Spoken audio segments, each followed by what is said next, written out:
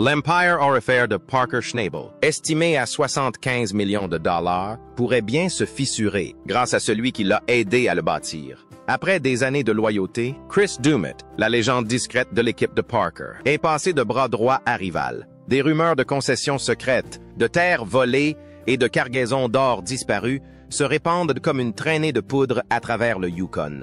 Et pour la toute première fois, le silence de Parker est plus assourdissant que son succès. Il ne s'agit pas d'une simple querelle minière, mais d'une lutte pour l'héritage, la loyauté et l'or, qui pourrait bien bouleverser toute la saison. Alors, avant de découvrir comment l'un des hommes les plus respectés de Gold Rush a renversé la situation, n'oubliez pas de liker et de vous abonner.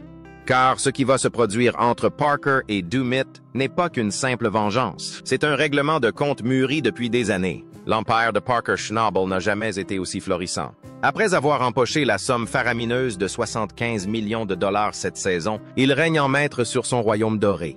Chaque mètre carré de terre aurifère, chaque once d'or, tout semble parfaitement maîtrisé. Mais à l'ombre de ce succès, une fissure silencieuse commence à se former. Chris Dumit, l'un des artisans de cet empire, a soudainement disparu des radars. Il est à peine visible à l'écran. Il est absent des réunions d'équipe. Injoignable par radio. Ses blagues habituelles ont laissé place à des regards froids. C'est l'équipe de Parker qui a remarqué le changement en premier. Matériel réaffecté, plannings remaniés. Et sans prévenir, l'ancien terrain de Dumit, son coin de paradis, est soudainement interdit d'accès. Aucune explication, juste un nouveau cadenas sur le portail et un message de la direction. Concentrez-vous sur la production principale. Mais Dumit n'est pas un novice. Il a traversé les saisons difficiles. Il a été aux côtés de Parker. Il a affronté la boue, les incendies de machines et les écluses endommagées. Et maintenant, il est chassé de la terre même qu'il a contribué à découvrir. Autour des feux de camp et des cabines de camions, des rumeurs circulent. Le cercle restreint de Parker a changé. Plus fermé, plus sélectif, plus institutionnel. L'époque de la confiance et de la loyauté a cédé la place au contrat et au contrôle. Alors, quand Dumit dépose discrètement les documents nécessaires pour une nouvelle concession minière à son nom, c'est un véritable séisme dans le milieu minier. Il ne s'agit pas simplement d'un prospecteur de plus qui s'approprie un terrain. C'est le début d'une histoire personnelle, une vengeance déguisée en ambition. Ce que Dumit fera ensuite stupéfiera tout le monde. Sa nouvelle concession se situe juste à la limite de la parcelle la plus lucrative de Parker. Ce n'est ni un hasard, ni une stratégie. Il s'agit du même terrain que Parker avait jadis jugé sans valeur. Trop mince pour s'en préoccuper. Mais Dumit en sait plus. Il a vu les données de la couche payante. Il a travaillé cette terre. Il sait que l'or ne s'arrête pas aux limites de la propriété. Il est plus profond. Et lorsque les vieilles cartes refont surface, elles révèlent quelque chose que les proches de Parker refusent d'admettre. Des frontières qui se chevauchent entre les deux sites. Du jour au lendemain, les rumeurs vont bon train au Yukon. Des images d'archives de l'hiver dernier refont surface. On y voit une dispute, captée hors micro, entre Parker et Dumit. Ce dernier est accusé d'avoir effectué des fouilles illégales. Parker a minimisé l'incident, le qualifiant de malentendu. Mais les données GPS prouvent le contraire. Des engins ont franchi la ligne rouge.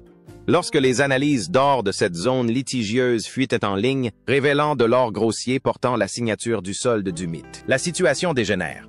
Pour la première fois, l'élève est prêt à défier le maître, mais c'est là que le danger se fait encore plus grand. Dumit n'agit pas seul. Un nom refait surface, issu du passé de Parker. Quelqu'un qui connaît son organisation sur le bout des doigts. Un ancien investisseur, contraint de se retirer suite à un différend financier, est aujourd'hui l'associé discret de Dumit.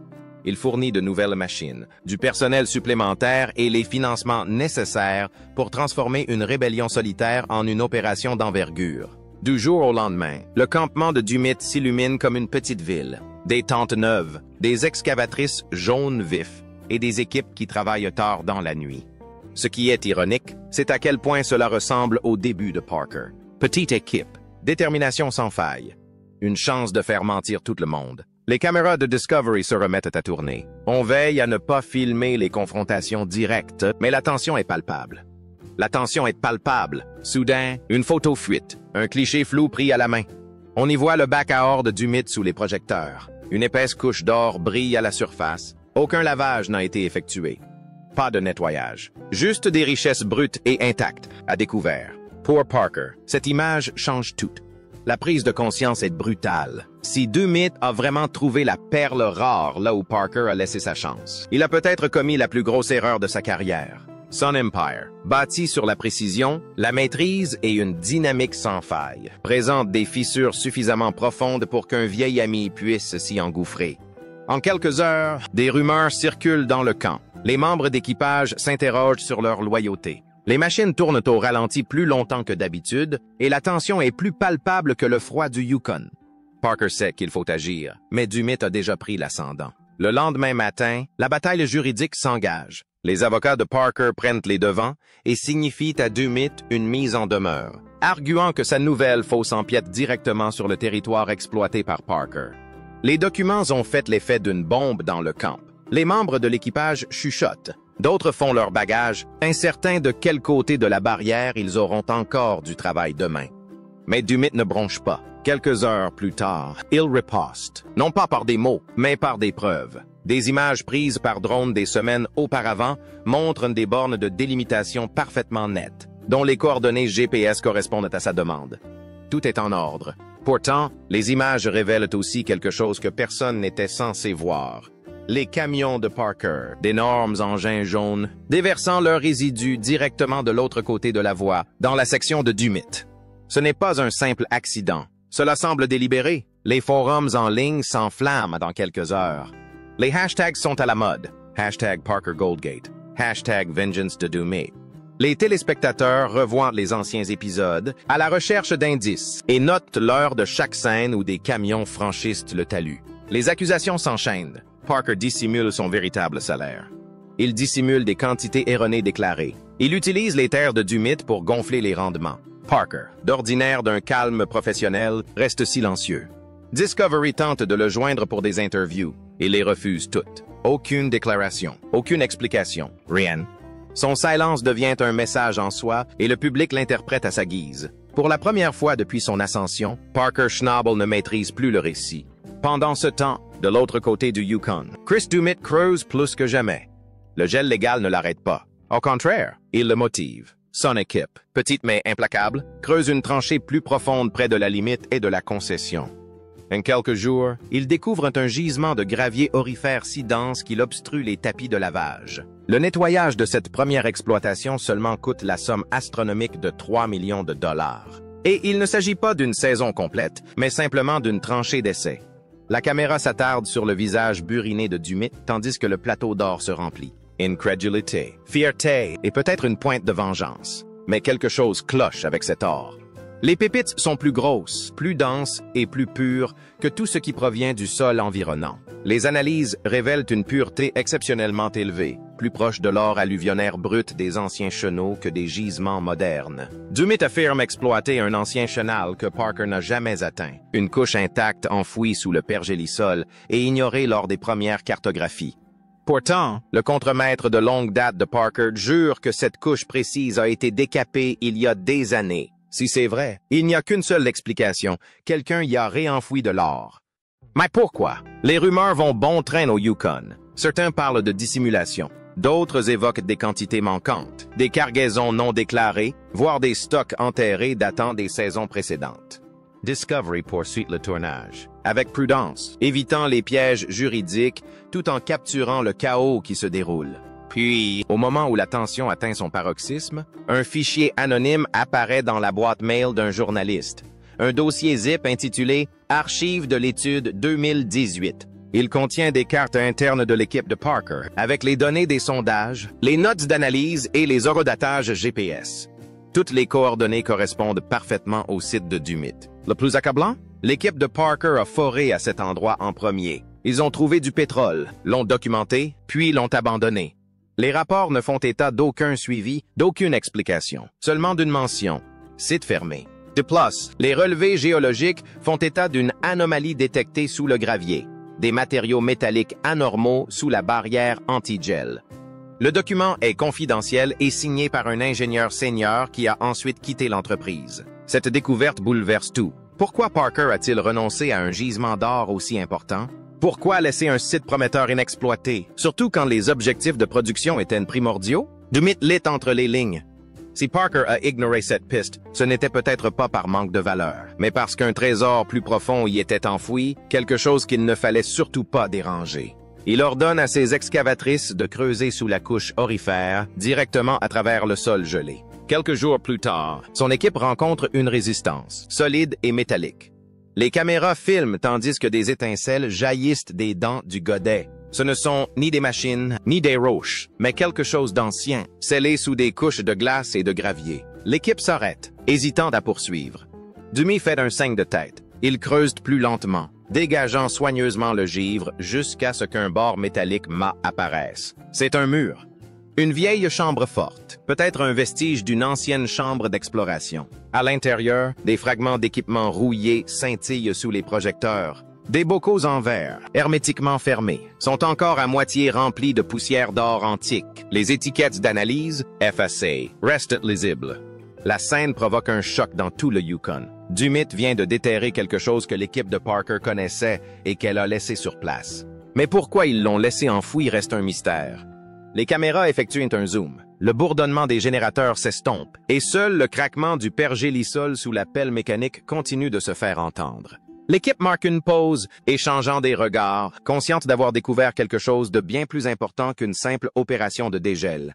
Chaque mouvement ralentit tandis qu'ils font le tour du site. Outles in Main, le souffle court dans l'air froid, chacun conscient que le prochain coup pourrait révéler des vestiges du passé. La pelleteuse de Dumit reprend son travail, déchirant le sol gelé jusqu'à ce qu'un bruit métallique sec arrête le godet en plein mouvement. Ce n'est pas un bruit de roche, ni celui d'une canalisation enterrée. Lorsque les projecteurs sont réglés, le sol gelé révèle un bord incurvé de métal oxydé, solid, deliberé, fabriqué. L'équipe se munit de pelles et gratte le givre jusqu'à ce qu'une forme rectangulaire se dessine. Une chambre étanche enfouie sous des décennies de glace et de limon. La porte est corrodée, portant des faibles marques presque effacées par le temps.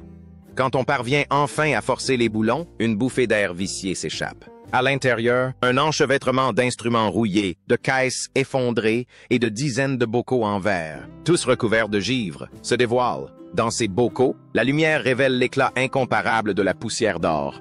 Accroupi près de la découverte, Dumi enlève la terre d'une étiquette métallique encore debout. On peut y lire, en lettres effacées, Government Exploration Division, 1963. Chaque bocal porte une étiquette identique avec des codes de localisation, des poids d'analyse et les initiales d'ingénieurs disparus depuis longtemps. Certains bocaux contiennent même des fragments de notes manuscrites, des références à des expériences minérales, des relevés isotopiques et des analyses de traces. Il ne s'agit pas d'une cachette de mineurs, mais d'un dépôt officiel d'exploration, les vestiges d'un projet oublié du Yukon. Les archives du gouvernement du Yukon n'ont jamais enregistré de dépôt aussi au nord, ce qui signifie que la chambre elle-même ne devrait pas exister. Discovery interrompt immédiatement le tournage, invoquant des procédures de vérification. Le site est bouclé et des agents de sécurité sont postés autour du périmètre. Dans les camps miniers, la rumeur court que le coffre-fort renfermerait de l'or d'origine gouvernementale, peut-être caché pendant le gel des explorations des années 1960. La production reprend plusieurs jours plus tard. Lorsque les caméras reviennent, l'information a déjà fuité. Les analystes estiment que la valeur pourrait atteindre plusieurs dizaines de millions de dollars rien qu'en lingots historiques. Il ne s'agit pas seulement de richesse, mais aussi d'héritage. Une découverte qui relie la rébellion de Dumit aux origines mêmes de l'exploration aurifère du Yukon. Son nom commence à faire le buzz à l'international, éclipsant pour la première fois la domination de Parker. Puis, alors que la fascination du public grandit, l'investisseur mystérieux à l'origine du succès fulgurant de Dumit sort de l'ombre. Il s'agit ni plus ni moins que de l'ancien bailleur de fonds de Tony Beat, celui-là même qui avait tenté de financer les premiers développements de Parker avant d'être brutalement limogé et publiquement congédié. Cette révélation provoque un véritable séisme dans la communauté. Lors d'une interview, il qualifie Dumit d'héritier légitime de l'esprit de labeur que Parker avait oublié, se présentant comme le financier qui rend enfin justice à ce mineur fidèle. Du jour au lendemain, l'histoire de ce héros méconnu devient un phénomène viral. Parker réplique par une déclaration écrite lue par son avocat. Son texte est incisif, concis et virulent. Il accuse les deux hommes d'instrumentaliser le scandale public pour réécrire l'histoire. Il qualifie leur partenariat de trahison enrobé de mensonges, mais le mal est fait. Les sondages en ligne révèlent une sympathie massive pour Dumit. Les fans inondent les réseaux sociaux de photos comparatives montrant Dumit, avec son ancien sourire marqué par la saleté et les photos officielles de Parker. Discovery modifie discrètement sa ligne éditoriale. Les épisodes, autrefois centrés sur l'empire de Parker, s'ouvrent désormais sur le camp de Dumit, son équipe grandissante, son coffre-fort retrouvé et ses propos sur la loyauté. L'audience explose. L'arc narratif de la rédemption de Dumit devient l'un des plus populaires de l'histoire de la chaîne. Mais derrière la gloire, une autre couche commence à se fissurer. Les analyses des laboratoires du coffre-fort arrivent enfin, et leurs révélations plongent à nouveau tout dans le chaos. L'or trouvé dans ces genres des années 1960 n'est pas entièrement ancien. Une partie de cet or contient des traces d'alliage que l'on ne trouve que dans les mélanges de raffinerie modernes. L'analyse métallurgique le confirme. À un moment donné, quelqu'un a mélangé de l'or récent avec des échantillons anciens pour en augmenter la pureté et la valeur. La révélation est dévastatrice. Cela signifie qu'une partie du trésor de Dumit pourrait être un faux. Les accusations fusent aussitôt. Les médias s'interrogent sur la possibilité que le bailleur de fonds de Dumit ait manipulé les résultats pour susciter l'intérêt et attirer les investissements. Cet homme possède de vastes réseaux financiers. Il détient des parts dans plusieurs petites sociétés d'exploration et des réseaux concurrents, en conflit de longue date avec Parker. Des rumeurs circulaient selon lesquelles il avait eu accès à d'anciens échantillons du forage Yukon et qu'il aurait pu falsifier le contenu du coffre-fort avant le jour de la découverte. Parker y voit une opportunité. Pour la première fois depuis des semaines, il se place devant une caméra, le regard perçant, le ton glacial. Il accuse l'entourage de Dumit d'avoir orchestré une supercherie médiatique, de mêler faits nouveaux et histoires pour se forger une gloire artificielle. Sa déclaration enflamme tous les réseaux sociaux, tous les forums, tous les médias. Mais l'histoire prend une tournure brutale lorsque Dumit produit des preuves inattendues.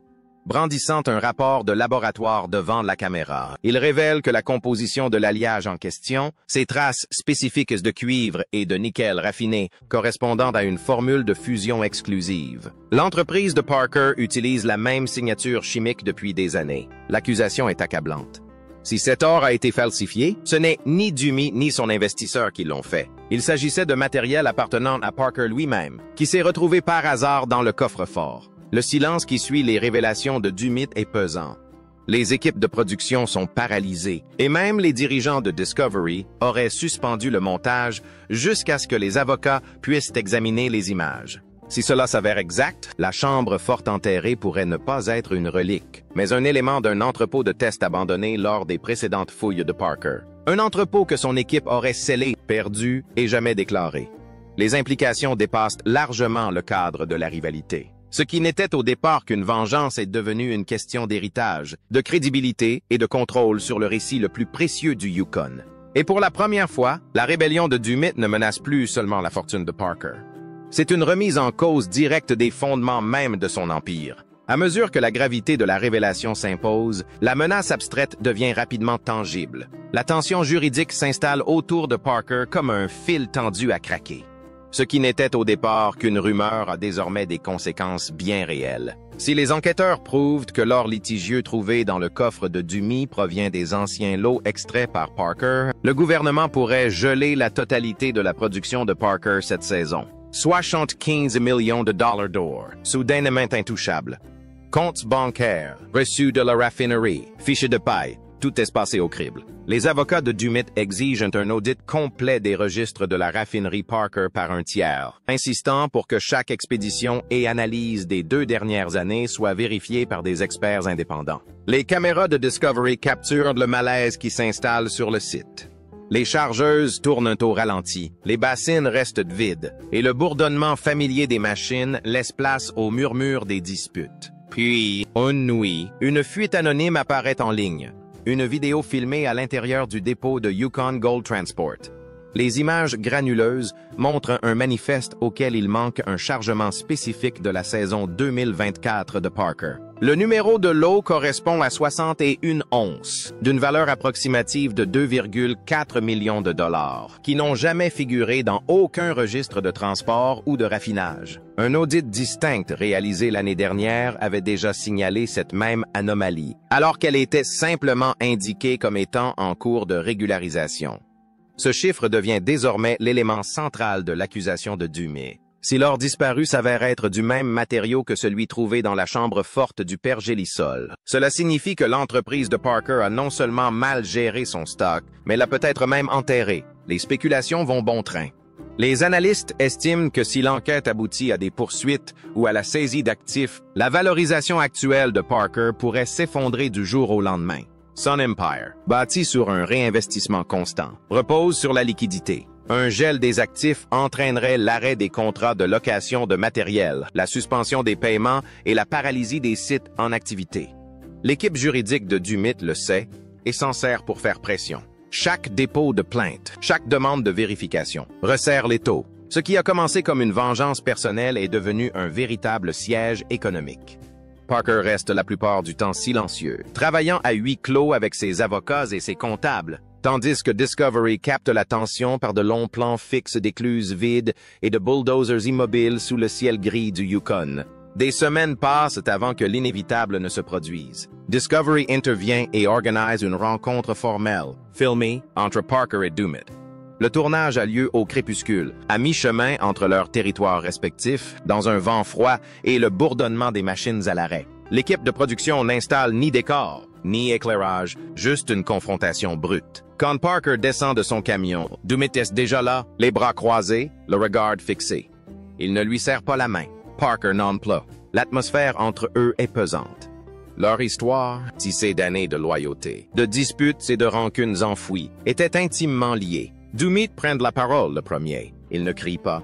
Sa voix est posée, tranchante. Il accuse Parker d'avoir transformé la loyauté en clientélisme, l'amitié en hiérarchie. Il affirme être resté fidèle à Parker quand d'autres ont abandonné, avoir défendu ses intérêts dans les moments difficiles et lui avoir fait une confiance absolue.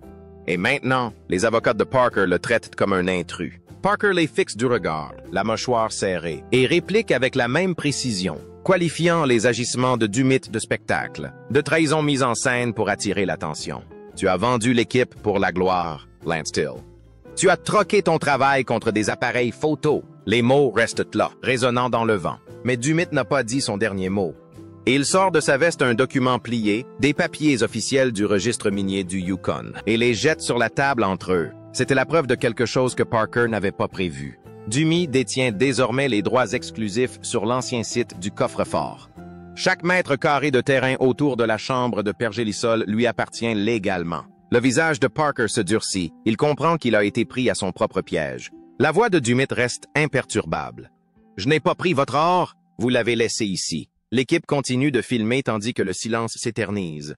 Parker se retourne alors, murmure 6 mots à voix basse. Vous n'imaginez pas ce qui est enfoui, puis sort du champ de la caméra. La scène se propage comme une traînée de poudre dès sa diffusion sur Discovery Channel. Les fans dissèquent chaque seconde, analysant le ton, la posture et même les détails du décor.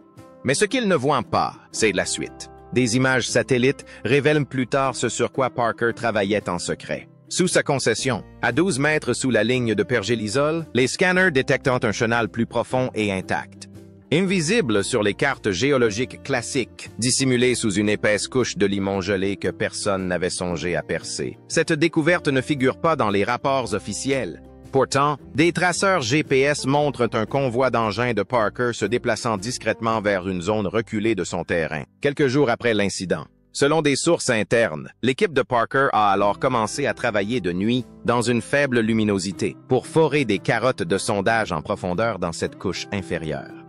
Des échantillons envoyés à un laboratoire privé révèlent un potentiel extraordinaire, avec des taux de sève supérieurs à ceux de ses récoltes principales, tandis que l'attention du public reste focalisée sur les procès et la notoriété soudaine de Dumit. Parker, Louis, reprend discrètement ses activités. Son équipe restante, réduite à ses opérateurs les plus fiables, commence à percer la barrière gelée, ciblant le nouveau canal avec une précision qu'il n'avait pas démontrée de toute la saison. Pendant ce temps, Dumit poursuit ses opérations autour du site du coffre-fort, mais le tumulte médiatique commence à s'apaiser. Les experts débattent de l'authenticité de l'or et de la question de savoir si le coffre-fort date réellement des années 1960 ou s'il s'agit d'un entrepôt expérimental plus récent. Le gouvernement intervient pour sécuriser la chambre en vue de son analyse, n'accordant à Dumit qu'un accès temporaire. Ses investisseurs commencent à s'inquiéter, conscients que la fascination du public s'estompe à mesure que l'incertitude juridique grandit. Le silence de Parker, autrefois perçu comme une faiblesse, devient une stratégie. Il ne polémique pas en ligne, ne publie aucun communiqué. Il se contente de creuser. Des semaines plus tard, des rumeurs commencent à circuler dans son camp. Les équipes signalent avoir rencontré des formations denses et riches en gravier, recouvertes de sédiments fluviaux anciens. Les teneurs augmentent brusquement et les plateaux de nettoyage sont plus lourds que prévu. Discovery reste prudent, filmant à distance, mais une simple image fixe divulguée se propage sur Internet. On y voit Parker, debout près d'un projecteur, tenant une bâtée remplie d'or brut, plus grosse que tout ce qu'il a montré depuis des mois. Pas un sourire, juste le même regard déterminé qui a bâti son empire. De retour sur le site de Dumit, le moral commence à flancher. Les pannes de matériel ralentissent les progrès. Les investisseurs réclament des retours sur investissement rapides et, avec le coffre-fort faisant l'objet d'une enquête officielle, la plupart de ces efforts récemment entrepris s'essoufflent. Celui qui était autrefois un outsider rebelle se retrouve désormais prisonnier des formalités administratives et des gros titres. La guerre, née d'une vengeance, s'est déplacée sous terre, au sens propre du terme, là où Parker excelle. Alors que l'hiver s'installe, les dernières caméras de Discovery capturent deux camps bien différents. Dumit, silencieux, éclairé par la faible lueur des projecteurs se reflétant sur la neige. Ed Parker's, qui reprend vie en rugissant, les machines dévorant de la terre gelée sous les aurores boréales. Puis vient le plan final, l'image qui définit la saison. L'équipe de Parker se tient en silence autour d'une tranchée fraîchement dégagée. Sous le faisceau du projecteur, le gravier scintille légèrement d'or. Personne ne parle. Aucune célébration, juste cette lueur indéniable d'espoir naissant qui émerge du sol gelé. Parker s'agenouille, se débarrasse du givre et fixe l'objectif pendant une brève seconde. Nul besoin de mots. Chaque spectateur comprend parfaitement la signification de ce regard. L'ampère a peut-être plié, mais il n'a jamais rompu. Et si la vengeance de Dumit a failli anéantir tout ce que Parker avait bâti, elle l'a peut-être aussi contraint à creuser plus profondément que jamais, droit dans le canal caché qui pourrait redéfinir le Yukon une fois de plus. Les caméras reculent, les moteurs vrombissent, et la scène finale s'estompe sous le cliquetis rythmé du métal sur la glace, le son d'un empire qui refuse de mourir.